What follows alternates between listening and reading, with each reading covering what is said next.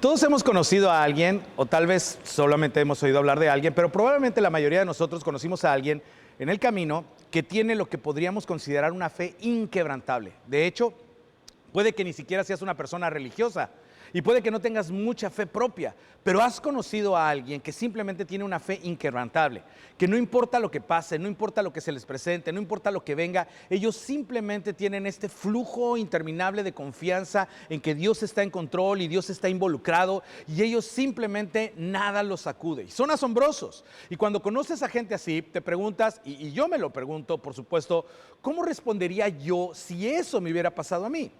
Mi esposa y yo hemos estado en situaciones donde suponemos que tenemos que hablar palabras de ánimo a personas que las circunstancias que los rodean son terribles, difíciles, dolorosas. A veces, con algunas de ellas nos ha pasado que cuando les llamamos, nosotros estábamos esperando un dolor extraordinario, una tristeza extraordinaria, así que nos preparamos para estas pláticas. Pero a veces es todo lo contrario. Recuerdo en una ocasión tuve que interrumpir a una increíble mujer que acaba de perder a su esposo y a un hijo y le dije, ¿sabes? Solamente tengo que decirte que el tono de tu voz, la paz en tu voz, las palabras que dices no corresponden en absoluto a las circunstancias por las que estás pasando. Y ella dijo lo que quizás algunos de ustedes han escuchado a decir algunas personas.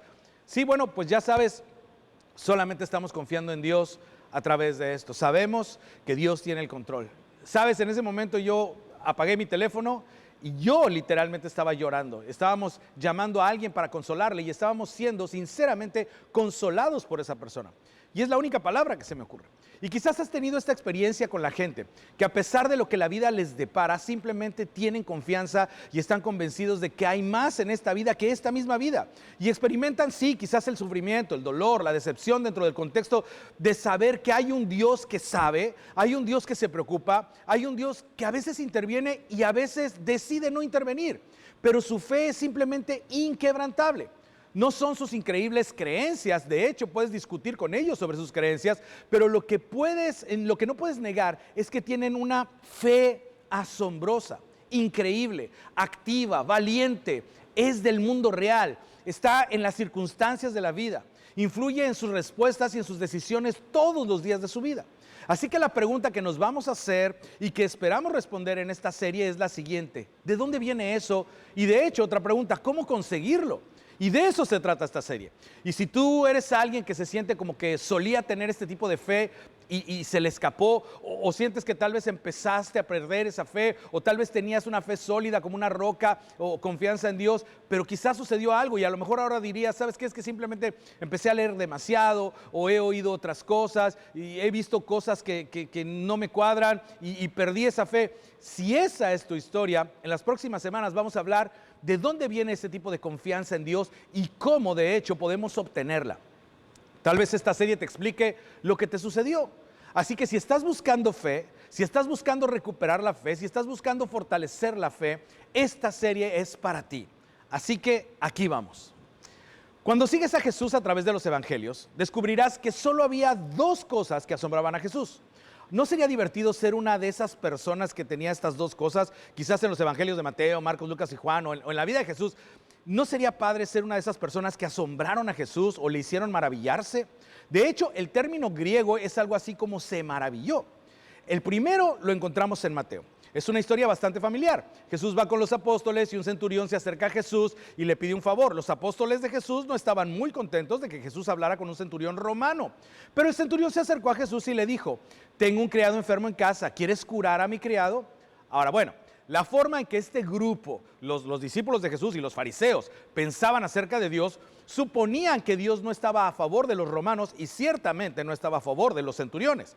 Y si Jesús era realmente un hombre de Dios, no iba a ir a la casa del centurión a contaminarse, a volverse ceremonialmente impuro para curar a su siervo. Así que supongo que esperaban que Jesús diría simplemente que no.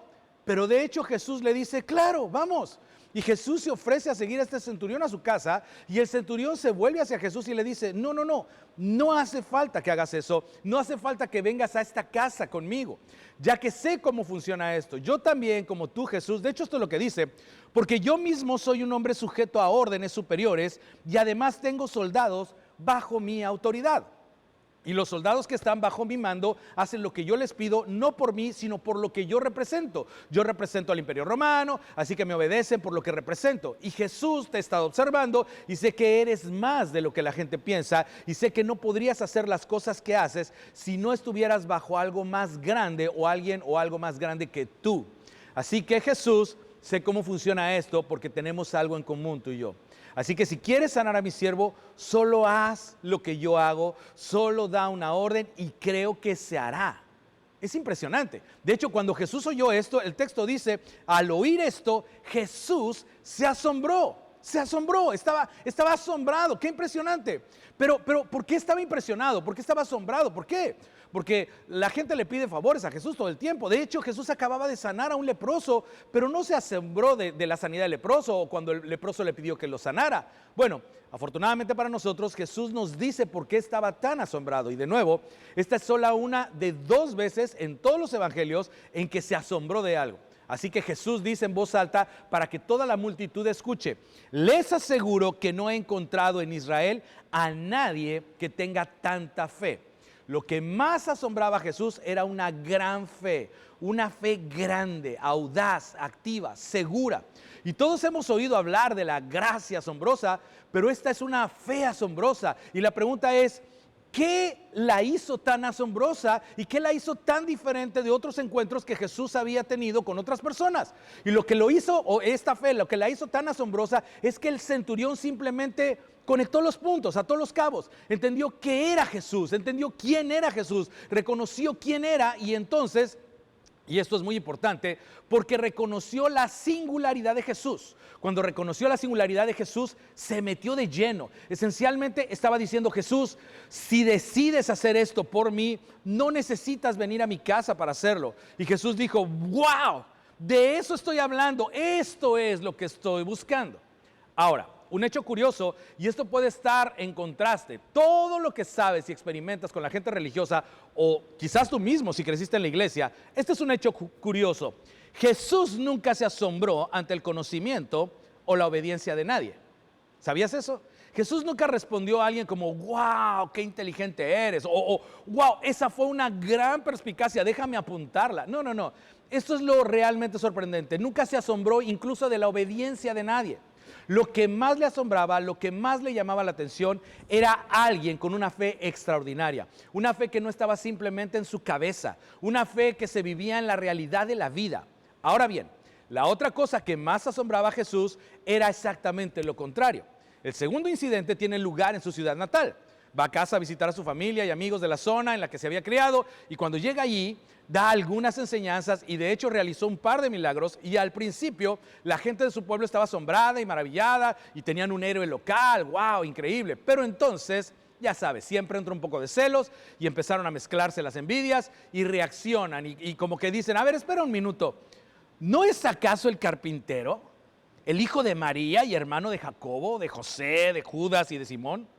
¿No están sus hermanas aquí con nosotros? Jesús tenía hermanas, ¿lo sabías?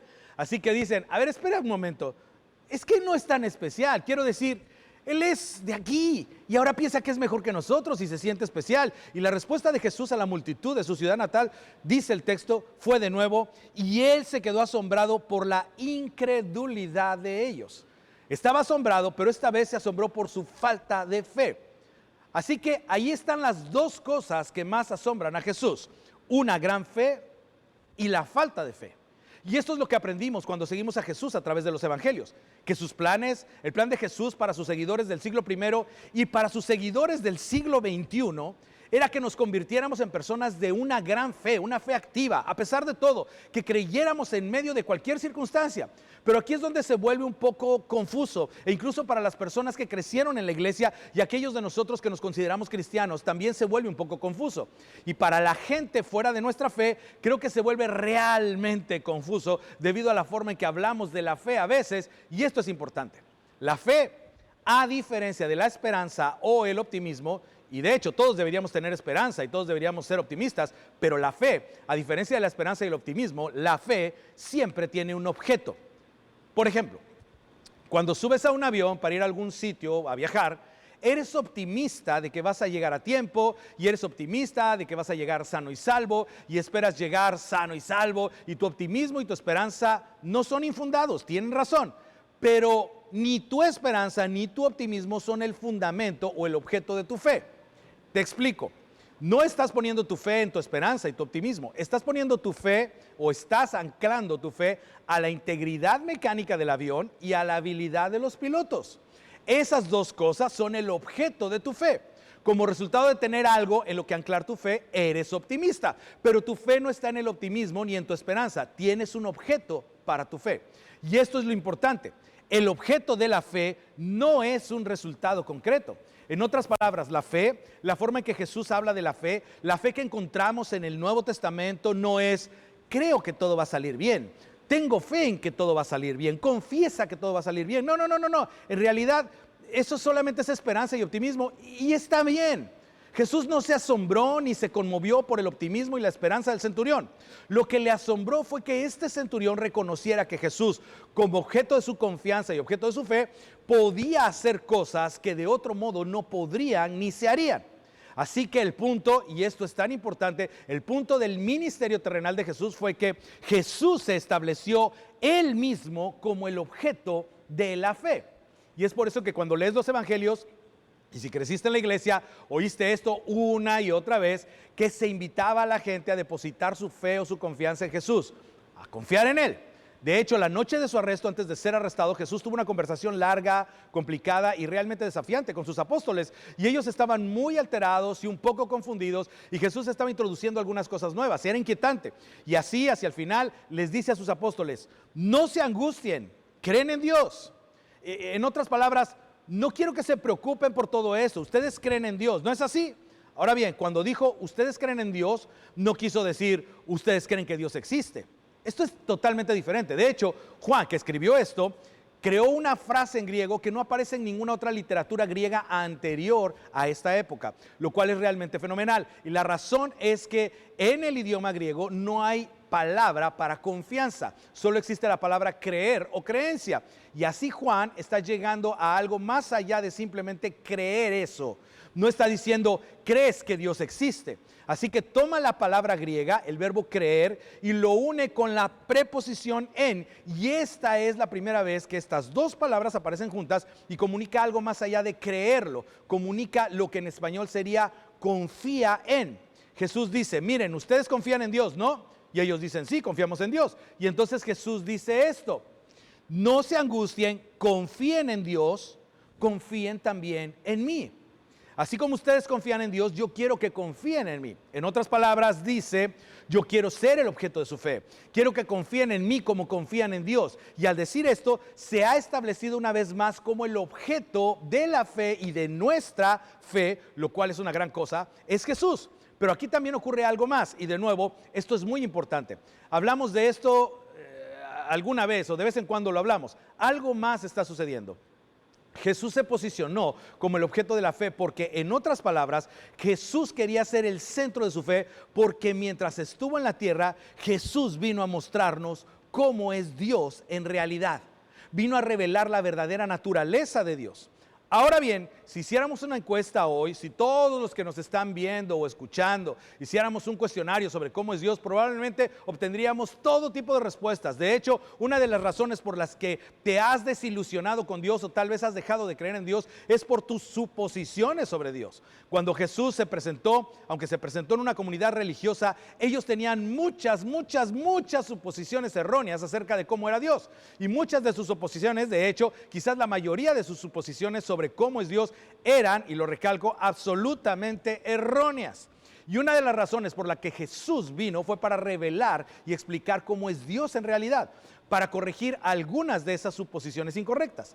De hecho, fue tan claro al respecto que resultó ofensivo para la gente que pensaba, no, nosotros sabemos cómo es Dios. Tenemos una caja y Dios está ahí dentro y nuestro trabajo es explicar a Dios a todos los demás. Y Jesús seguía contradiciendo al Dios que ellos trataban de mantener en la caja. Y Jesús fue muy claro. Si quieren saber cómo es Dios, mírenme. Si quieren saber cómo es Dios, escúchenme. Si quieres saber cómo es Dios, sígueme. Así que, por supuesto, esto era extremadamente ofensivo. Pero al final de su ministerio demostró que esto es de hecho por lo que vino. Así que pudo decirle a los apóstoles, ustedes confían en Dios, sí, confiamos en Dios. Bueno, eso es un poco difícil. ¿Alguien ha visto a Dios? Pues no, no lo hemos visto. Entonces confíen en mí. Así que a lo largo de su ministerio, y esta es la razón por la que debes leer los evangelios, de hecho, si has perdido la fe o la confianza en Dios, lee los evangelios con esta pregunta en mente: ¿qué aprendo de Jesús sobre Dios? Porque Jesús vino para que pudiéramos saber cómo es nuestro Padre Celestial, y te diré por qué lo hizo en un minuto. Un día iba caminando, esto está en Juan 9, otra vez, otra historia famosa. Los apóstoles ven a un ciego, este joven, y por supuesto creen saber cómo es Dios. Ellos creen saber cómo es Dios. Y el Dios que ellos conocen es un Dios que castiga a la gente con enfermedades y dolencias. Este joven es ciego, así que claramente debe haber pecado. Por eso es ciego. O tal vez él no pecó. Tal vez Dios está castigando a sus padres al permitir que su hijo sea ciego para que ellos sufran y él no pueda mantener a la familia. Así que le dicen a Jesús: oye, sabemos cómo trabaja Dios. Dios castiga a la gente con enfermedades. Así que dinos, Jesús, ¿quién pecó? Quiero decir que solamente hay dos opciones: ¿quién pecó, este ciego o los padres de este ciego? Y Jesús dice: es que no es así como funciona. Dios no es así. Toda tu vida has crecido pensando que Dios castiga a la gente con enfermedades. Dios no castigó a este hombre con la enfermedad. No está ciego porque alguien pecó. Ellos piensan: pero ¿cómo? Toda nuestra vida así es como pensamos que funcionaban las cosas. Jesús dice: es por eso que vine. Jesús está enseñando otro día y dice: ama a tu prójimo. Y todos lo habían escuchado antes. Y un hombre se levanta y dice: sí, ya sé que debo amar a mi prójimo, lo entiendo, pero tengo una pregunta sobre amar a mi prójimo. ¿A cuál de todos los judíos que viven a mi alrededor debo considerar mi prójimo y amarlo de verdad? No esperará Dios que ame a todos los judíos. Y supongo que Dios no ama a todo el mundo. Dios ama sobre todo a los judíos, a los hijos e hijas de Abraham. Entonces, ¿a cuál de los hijos e hijas de Abraham soy responsable de amar y tratar como mi prójimo? Porque así es Dios. Dios no puede amar a todo el mundo. Dios tiene favoritos, ¿verdad? Esa era la suposición. Y Jesús responde a esta pregunta con una de las historias más famosas que ha contado, la historia del buen samaritano. Y en la historia hace algo muy brillante. Toma a alguien que a nadie de la audiencia le gusta, un samaritano, y lo convierte en el héroe de la historia. Y esta es realmente una historia sobre racismo, porque a ninguno de los dos grupos les gustaba el otro. Y de repente alguien con quien no querían tener nada que ver es el héroe de la historia. Y fue tan perturbador e inquietante, pero su punto era simplemente este: Dios no tiene favoritos. Entonces Jesús redefine prójimo para cada persona y cada generación a partir de ese momento. Y Jesús dice: un prójimo es cualquiera que tenga una necesidad que tú puedas satisfacer. Eso es un prójimo. Tu prójimo no son las personas que se parecen a ti o incluso que son como tú. No son las personas que viven como tú o que quieren vivir como tú. Un prójimo es alguien que tiene una necesidad que tú puedes satisfacer. Jesús dice: ama a tu prójimo. Esos son los prójimos. Y redefine cómo Dios ve a las personas que son como nosotros y las personas que no son nada como nosotros también. Ustedes han oído que se dijo: ama a tu prójimo y odia a tu enemigo. A lo que su auditorio diría: bueno, no solamente hemos oído eso, sino que es así porque Dios ama a sus amigos y ama a su pueblo, pero Dios odia a sus enemigos. Y quiero decir que si es lo suficiente bueno para el rey David, o fue lo suficiente bueno para el rey David, que claramente odiaba a sus enemigos, si fue lo suficiente bueno para el rey David, es lo suficientemente bueno para nosotros. Además, Jesús, ¿cuál es la alternativa? Y Jesús dice: aquí está la alternativa, así es Dios. Pero yo les digo, amen a sus enemigos y oren por quienes los persiguen. A lo que ellos dirían: pero espera, Dios no ama a sus enemigos. Y Jesús respondería: en realidad sí los ama. Y más tarde, años más tarde, mucho más tarde, el apóstol Pablo escribiría que siendo aún pecadores, siendo nosotros mismos enemigos de Dios, Dios envió a su Hijo a morir por nosotros. Ellos lo tenían todo mal. Pero yo les digo, amen a sus enemigos y oren por quienes los persiguen, para que sean hijos de su Padre que está en el cielo.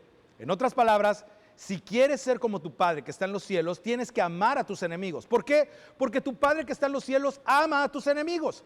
Esto fue totalmente un cambio de paradigma para estas personas del primer siglo que habían crecido con un ambiente religioso, pero esto es para lo que Jesús vino a la tierra. No vino simplemente para pagar por nuestros pecados, vino a explicar cómo es Dios. Y por eso nos atrajo a sí mismo y habló de sí mismo de tal manera que la gente lo viera y lo aceptara como objeto de su fe.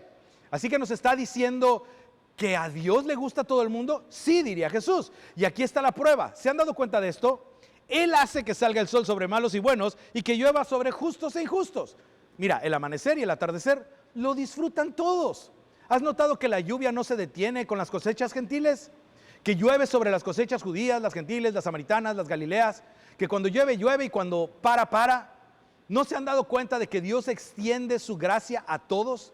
Y esto era tan diferente, estaban equivocados en lo que pensaban de Dios y Jesús se presentó para aclararlo y revelar la naturaleza de su Padre en el cielo. Y por eso pidió ser el objeto de su fe, porque confiar en Él tal como se presentaba era una invitación a confiar en Dios, tal como Dios es en realidad. Así que esta es la moraleja de la historia y es un poco inquietante.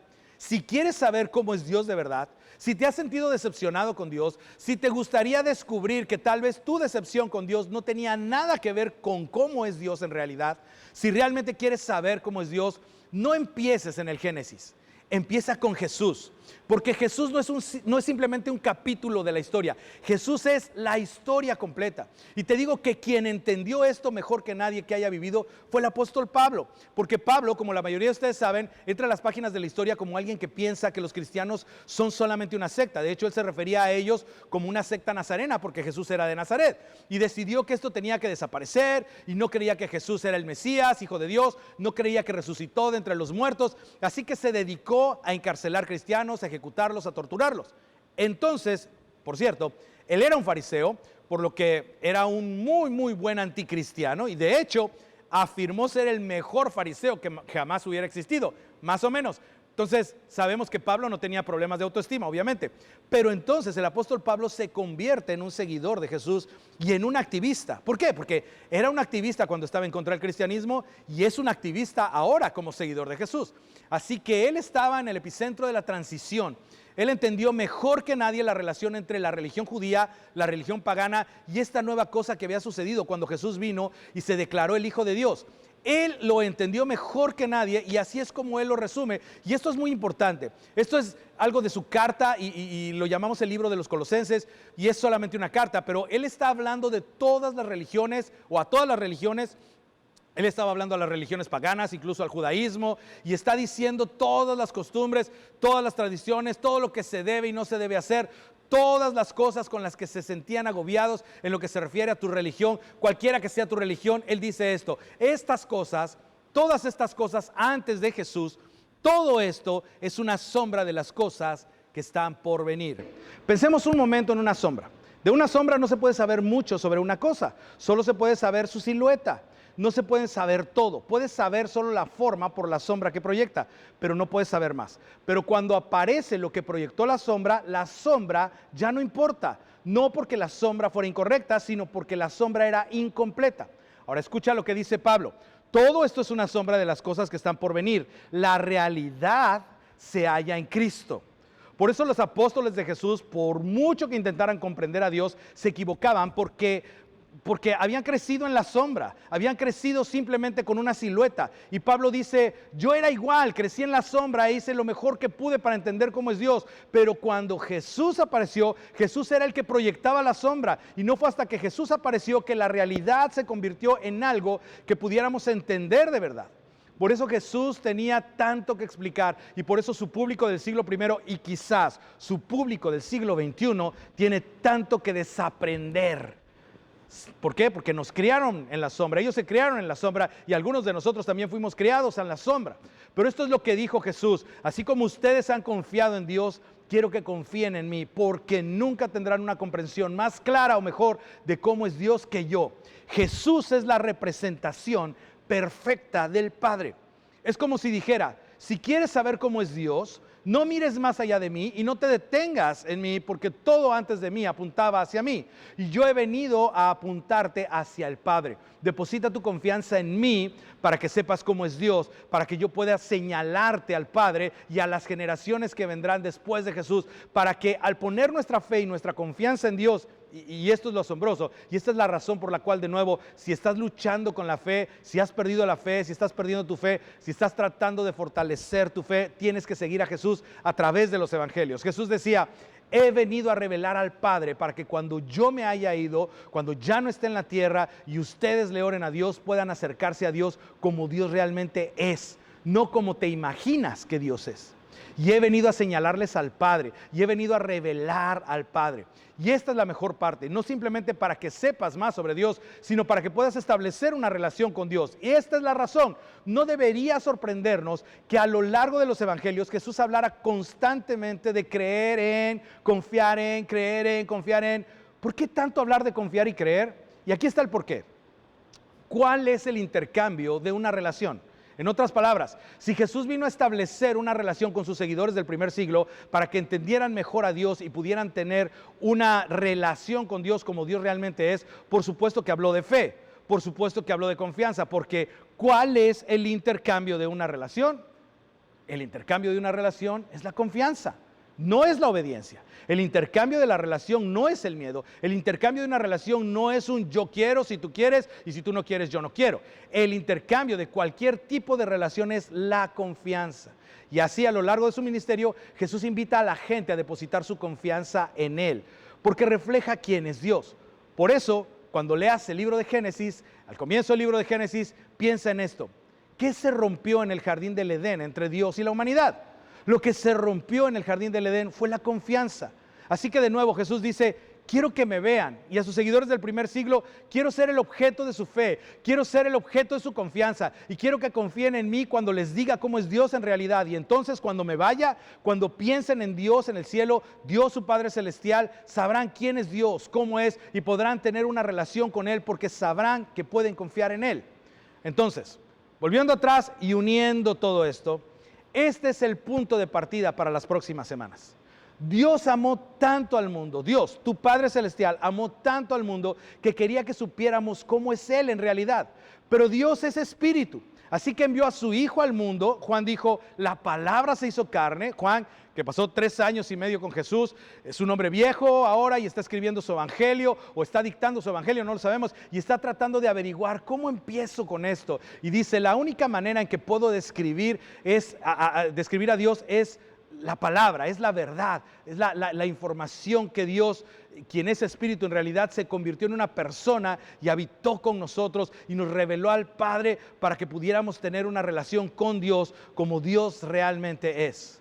De nuevo, o más bien no nos imaginamos o como nos educaron para creer que Dios es.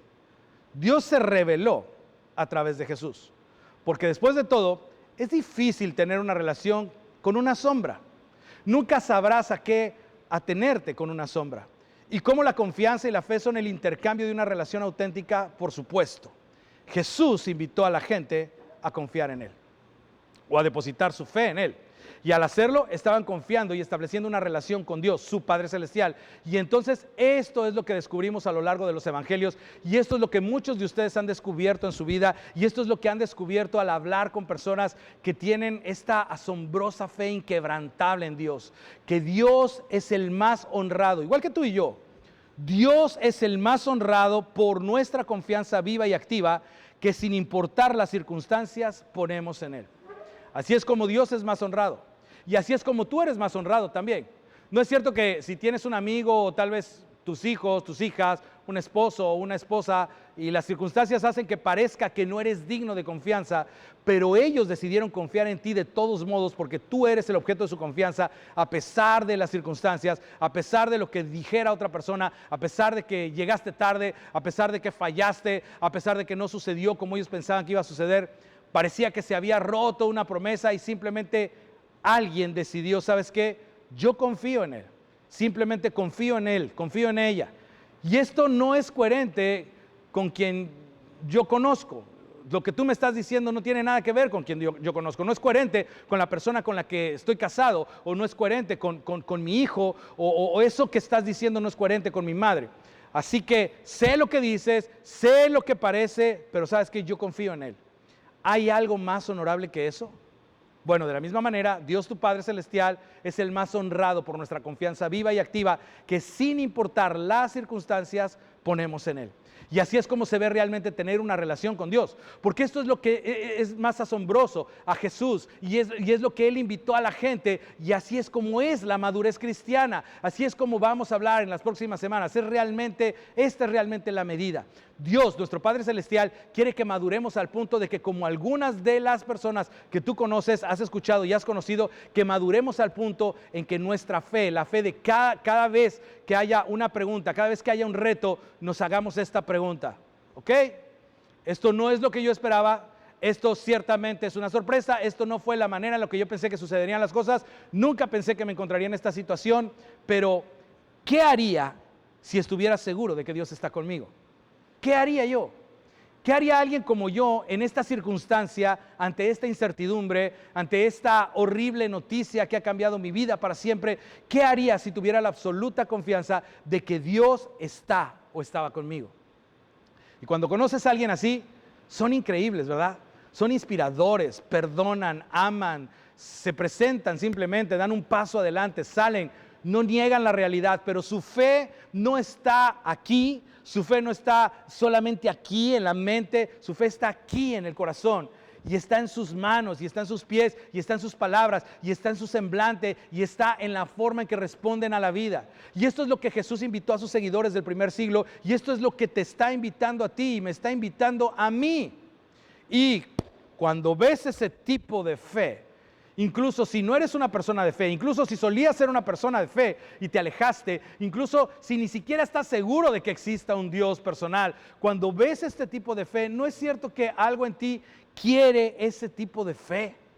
Y te preguntas, ¿cómo lo consiguieron? Esa confianza, esa paz, esa capacidad de seguir poniendo un pie adelante del otro, aunque la vida no se parezca en nada a lo que era hace un minuto, hace una hora, hace unos días, hace una semana, hace un año, no lo sé. Bueno, de lo que se trata esta serie es de cómo lo consiguieron y cómo lo mantienen. Pero no es hasta que reconozcamos que Jesús vino a establecerse como el objeto de nuestra fe para poder entregar a su Padre Celestial como objeto de nuestra fe. Y no es hasta que entendemos que Jesús es el reflejo perfecto de quién es Dios y a quién ama Dios y qué hace Dios y cómo ve Dios el mundo. Y no es hasta que entendemos eso que somos capaces de dar los siguientes pasos para crear y abrazar una fe duradera, una fe activa a pesar de cualquier circunstancia. Así que en las próximas semanas hablaremos de cómo hacerlo. Ahora, yo estoy convencido, y te diré por qué en un segundo, estoy convencido que en realidad hay 5 cosas que hacen crecer o estallar la fe de una persona. Estallar en el buen sentido, hacerla grande. Ahora, no sé, a lo mejor haya 7, a lo mejor haya 10, a lo mejor haya 12, pero yo estoy convencido que por lo menos hay 5, y te voy a decir por qué. Hace unos 10 años, mi esposa y yo terminamos de trabajar con los jóvenes. Habíamos estado trabajando con jóvenes durante unos 20 años, haciendo el ministerio para estudiantes de secundaria, prepa y universidad. Y queríamos crear un ambiente que realmente formara una fe duradera en esos estudiantes. En otras palabras, no queríamos que solamente tuvieran una fe de campamento o de congreso. Y si sabes lo que quiero decir, si tú has crecido en la iglesia, sabes lo que es la fe de congresos, ¿verdad? Vas al congreso, hay unos oradores estupendos, hay una música estupenda, en la última noche vuelves a dedicar tu vida a Dios y haces una lista de pecados y clavas la lista en una cruz y te subes al autobús y todo el camino cantas canciones como si fueras el mismo Marcos Witt y luego hablas con tus papás y les confiesas todas las cosas terribles que habías estado haciendo y ellos lloran y tú lloras, ¿verdad? Así son la fe de congresos. Las cosas van bien durante unos 3 días, pero no tenías las herramientas, no tenías lo que hacía falta para tener una confianza y una fe duraderas en Dios, para vivir tu vida dependiendo de Dios. Así que no queríamos seguir haciendo eso. Y así empezamos a preguntarnos, y empezamos a preguntar, todo ese tiempo queríamos que esa generación de estudiantes tuviera una fe propia y perdurable. Hasta que hace unos 7 años encontramos esto, que no lo desarrollamos nosotros, pero que contestaba a nuestras preguntas. Preguntas como, ¿cuáles son los denominadores comunes entre los hombres, las mujeres y los estudiantes que tienen una fe perdurable, que pueden pasar por casi cualquier cosa y mantener la confianza en Dios? Básicamente lo que nos preguntamos es, ¿qué impulsa o facilita el desarrollo de una fe perdurable? Una fe que se extiende desde la infancia hasta la edad adulta. lo que preguntamos es cuáles son los ingredientes esenciales, por así decirlo.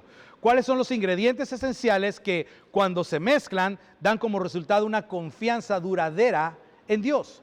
Y cuando empezamos a escuchar que en las historias de las personas estas 5 cosas aparecían siempre, directamente de la enseñanza y de la vida de Jesús, supimos que se definían como los 5 catalizadores de la fe. Las 5 cosas que hacen estallar o crecer la fe de una persona. Y la razón por la que esto es tan importante es que independientemente de la edad que tengas o de la época de vida, la etapa de vida en la que te encuentres, una fe activa en Dios es diferente en cada etapa de vida. Es por eso que lo que aprendimos ha sido tan poderoso y ha hecho tanta diferencia en mi vida personal y en la vida de tantas personas también. Por ejemplo, la fe adolescente. ¿A qué se enfrenta la fe de un adolescente? No sé, cuando sus padres se divorcian, o van y vienen de casa en casa, o se enfrentan a la presión de los compañeros, a las tentaciones, al bullying. Hay una fe específica para eso. Los estudiantes universitarios se enfrentan a un tipo diferente de desafío en su fe, en términos de desafíos intelectuales, o vivir solo, o vivir lejos de casa por primera vez, o mantenerse en una conducta sexual sana. Se necesita otro tipo de fe. La fe matrimonial. ¿Cómo son los retos? Uno piensa que los retos del matrimonio y en común empezamos a cuestionar nuestra fe y lo que podemos confiar en Dios. O tener hijos afecta, definitivamente afecta nuestra fe. Entonces empezamos a preguntarnos cosas, o quizás la lucha por tener hijos, o tal vez esa es tu historia y sabes el golpe que recibió tu fe cuando te diste cuenta de que iba a ser una lucha el intentar tener hijos. Tal vez ni siquiera puedas tenerlos, o a lo mejor la lucha de perder un hijo, o perder el matrimonio, perder un esposo, perder una esposa. Cada temporada de la vida, cada etapa de la vida, para tener una fe duradera, estos 5 componentes entran en cada etapa, en cada lugar, y se acoplan a cada temporada. Por eso decidimos construir toda nuestra organización en torno a esos 5 catalizadores de la fe. Son importantes en cada etapa de la vida y en esta serie vamos a profundizar en cada uno de ellos. Y empezaremos la próxima semana. Pero antes de terminar, solo quiero enfatizar por qué esto es súper importante y por qué quiero animarte a ser parte de toda esta serie. Si sientes que en esta temporada has comenzado a perder la fe, o tal vez en algún lugar en el pasado perdiste la fe, esta serie puede explicar por qué. Y esta serie te va a dar algunas herramientas para empezar a reconstruir y restablecer tu confianza o tu fe en Dios. Y mi experiencia es esta. Nunca conocí a nadie que perdiera la fe, que realmente haya perdido la fe por algo que tenga que ver con Jesús. He conocido a gente que perdió la fe porque tenía una visión loca de Dios que heredó o que alguien le contó o que era una especie de mezcla de un montón de cosas diferentes. He conocido a personas que han perdido la fe a causa de una tragedia. He conocido a personas que han perdido la fe a causa de algo que han leído o algo que han oído en la escuela. Pero nunca he escuchado la historia de una persona que perdió la fe o renunció a la fe debido a algo que sí tenía que ver con Jesús. Y es por eso que lo que dije antes es tan importante, que Jesús nos ha invitado a verlo a Él y a su visión de nuestro Padre Celestial como el fundamento y lo central de nuestra fe. Y es entendiendo eso que nos ancla a Dios, que realmente existe y nos permite anclar nuestra fe a algo que realmente perdura.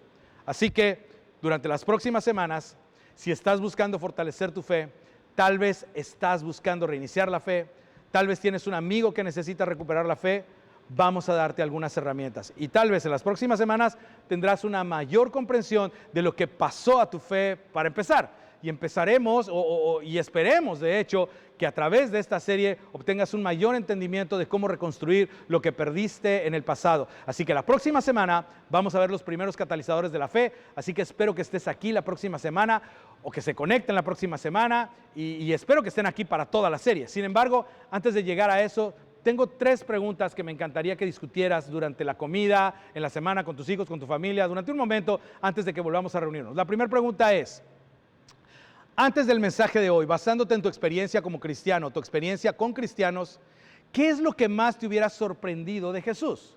Es decir, antes de escuchar el mensaje de hoy, si alguien te dijera, ¿qué crees que fue lo que más asombró a Jesús? ¿Qué habrías dicho? La segunda pregunta: ¿quién es el cristiano más asombroso que conoces personalmente? ¿Y por qué?